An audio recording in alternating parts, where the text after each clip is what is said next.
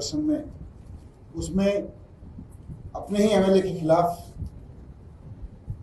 Action लेने में कोई कोताही नहीं की। यही अरविंद केजरीवाल जी की राजनीति है, यही भगवंत मान जी की सरकार का। और दिल्ली में जब हमारी सरकार थी तो दिल्ली की हमारी सरकार का एक मोटो था कि भ्रष्टाचार बर्दाश्त नहीं होगा, भ्रष्टाचार में कोई भी लिप्त पाया जाएगा, जो भी जनता के साथ गद्दारी करेगा उसको छोड़ा नहीं जाएगा, वो कहीं हो कोई हो। लेकिन आज आपके सामने भारतीय जनता पार्टी के मॉडल की भी एक मैं तस्वीर रखना चाहता हूं। भारतीय जनता पार्टी भ्रष्टाचार को लेके क्या रवैया रखती है उसकी तस्वीर मैं आपके सामने रख रहा हूं। बीजेपी वाले अपने गुजरात मॉडल की बहुत बात करते हैं। गुजरात मॉडल भ्रष्टाचार का मॉडल है। उसका खुलासा हो रहा है कि गुजरात के दाहोद में मनरेगा में भ्रष्टाचार का मामला सामने आया, मीडिया में भी आया, उसमें चला थोड़ा बहुत, कि गुजरात के पंचायती राज मंत्री के बेटों ने अपने ही पिताजी के डिपार्टमेंट के पैसे उड़ा दिए। दाहोद में 71 करोड़ रुपए का मनरेगा का घोटाला हुआ है। और ये महाघोटाला इसलिए है, ये सिर्फ घोटाला नहीं है, एक महाघोटाला है, क्योंकि भारतीय जनता पार्टी के मंत्री के बेटों ने अपने ही पिताजी के डिपार्टमेंट में ये 71 करोड़ का घोटाला किया है और वो पकड़े गए। आप सब जानते हैं कि वहां के कृषि और पंचायत मंत्री बचूभाई खाबड़ जी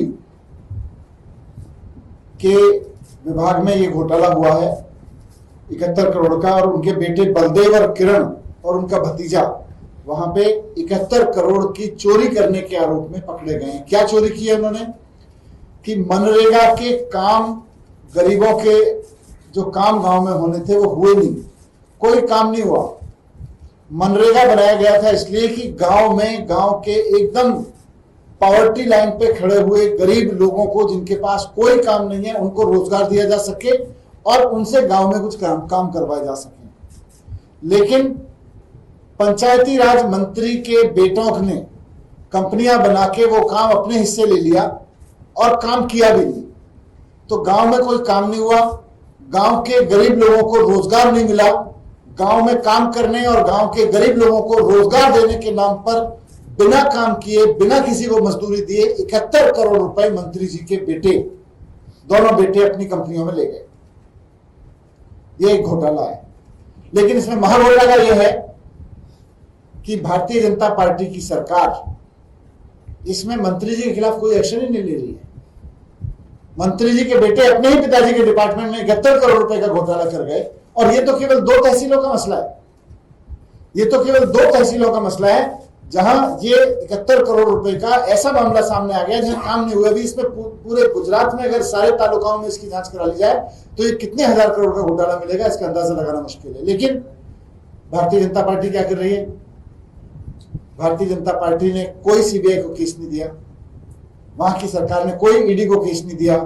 मंत्री जी बाकायदा अपनी कुर्सी पे बने हुए हैं क्योंकि बाकी तालुकाओं में जांच ना हो जाए। मंत्री जी बाकायदा अपनी कुर्सी पे बने हुए हैं। तो ऐसे में जब मंत्री जी खुद कुर्सी पे बने हुए हैं, उनके बेटे उन्हीं के डिपार्टमेंट में भ्रष्टाचार करने के आरोप में गुजरात की पुलिस की गिरफ्त में है, वैसे में मंत्री जी का इस्तीफा क्यों नहीं लिया जा रहा? ये क्या वजह है कि भारतीय जनता पार्टी अपने मंत्री से इस्तीफा नहीं लेगी? उनके खिलाफ एक्शन तो दूर की बात है। एक तरफ इसीलिए मैंने शुरू किया कि एक तरफ पंजाब में जनता से पता चला, सारी चीजें खुद तहकीकात कराई मान साहब ने और अपने ही विधायक को अरेस्ट करवा दिया पूछताछ करने के बाद। एक तरफ मंत्री जी के विभाग में घोटाला हो रहा है, ये बात तो खुद वहां की पुलिस मान रही है क्योंकि मंत्री जी के बेटों को अरेस्ट कर दिया। लेकिन भारतीय जनता पार्टी अपने मंत्री के खिलाफ कोई एक्शन नहीं लेगी। वो पद पे बने रहेंगे, उनके बेटे वहां 71 करोड़ रुपए की लूट लेके ले गए 2 तालुकाओं में और मंत्री जी पद पे बने हुए हैं। तो एक तो सवाल ये भारतीय जनता पार्टी से कि जब बेटों की कंपनियों ने 71 करोड़ रुपए चोरी कर लिए और पुलिस खुद मानती है कि ये करप्शन हुआ, तो मंत्री जी कुर्सी पे क्यों बने हुए हैं? ये भारतीय जनता पार्टी की क्या मजबूरी है? बाकी सारी तालुकाओं में जांच क्यों नहीं कराई जा रही? ये मामला सीबीआई और ईडी को अब तक क्यों नहीं सौंपा गया? और सबसे बड़ी चीज, गुजरात के बारे में कहा जाता है कि वहां की सरकार अमित शाह जी और मोदी जी बिना पूछे कुछ नहीं करती। तो क्या ये जो भ्रष्टाचार हुआ कि मंत्री जी के बेटों की कंपनियों को 71 करोड़ रुपए के ठेके 2 तालुकाओं में दे दिए गए और गरीब लोगों की वेजेस और गरीब लोगों का, गांव के लोगों का काम मारा गया, ये मोदी जी और अमित शाह से पूछ के हुआ था? इस पर मोदी जी को भी जवाब देना चाहिए, अमित शाह जी को भी देना चाहिए। लेकिन एक्सपोज तो बुरी तरह से भारतीय जनता पार्टी इसमें हो रही है, क्योंकि मंत्री जी को पद पे बनाए हुए है और मामला ना ईडी को दे रही है ना सीबीआई को दे रही है। केवल गुजरात पुलिस थोड़े दिन की लिपापोती करके उनके बेटों को निश्चित रूप से हम सबको पता है छोड़ ही देगी। तो मैं आपके सामने यही एक्सपोज करने के लिए आज आया था कि किस तरह से आप एक तरफ पंजाब का मॉडल देख रहे हैं जहां अपनी ही पार्टी के एमएलए तक को नहीं छोड़ते हैं, और एक तरफ गुजरात का मॉडल देख रहे हैं जहां अपनी पार्टी के एमएलए के बेटों ने खूब खुला भ्रष्टाचार कर रखा है, उनको अरेस्ट भी कर रहे हैं लेकिन मंत्री जी के ऊपर हाथ नहीं उठा रहे हैं। कौन उनको प्रोटेक्ट कर रहा है? ये तो गुजरात भी जानना चाहता है और देश भी जानना चाहता है। Thank you. सर, इसमें आप लोग राज्य में वहाँ क्या डिमांड कर रहे हो? क्या विरोध प्रदर्शन भी इस मसले को लेकर गुजरात में आप यूनिट करने वाले?